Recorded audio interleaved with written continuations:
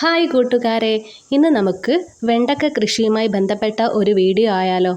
വെണ്ട, ചീര, പീച്ചിൽ, വെള്ളരിയൊക്കെ അത്ര അധികം പരിചരണം ആവശ്യമില്ലാത്ത ചെടികളാണ്.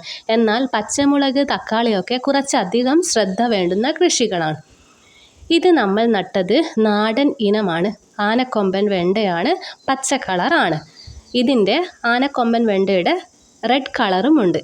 അതിൻ്റെ വെണ്ട കാണാൻ പ്രത്യേക ഭംഗിയാണ്. ആനക്കൊമ്പൻ വെണ്ട എല്ലാവർക്കും അത്ര അധികം ഇഷ്ടം ആകണമെന്നില്ല.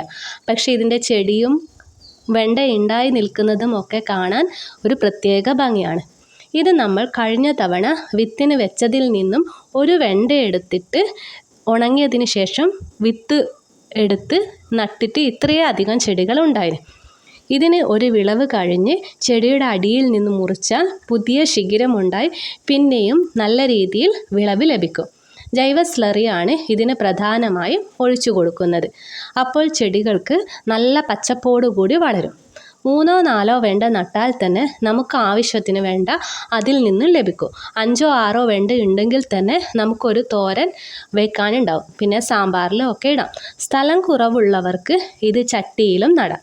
നമ്മൾ സാധാരണ വെണ്ടയും ഒരു 5 മൂട് നട്ടിട്ടുണ്ട്. സാധാരണ വെണ്ട ചെടിയെ പോലെയല്ല ആനക്കൊമ്പൻ വെണ്ടയുടെ ചെടി. അതിൻ്റെ അടിയിൽ നിന്നും ഒക്കെ ശിഖരങ്ങൾ വരും.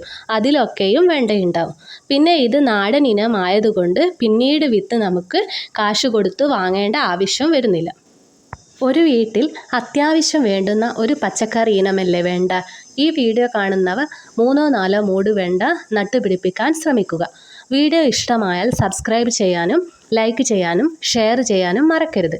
മറ്റൊരു വീഡിയോയിൽ മറ്റൊരു കൃഷിരീതിയുമായി കാണുന്നത് വരെ ബായ്.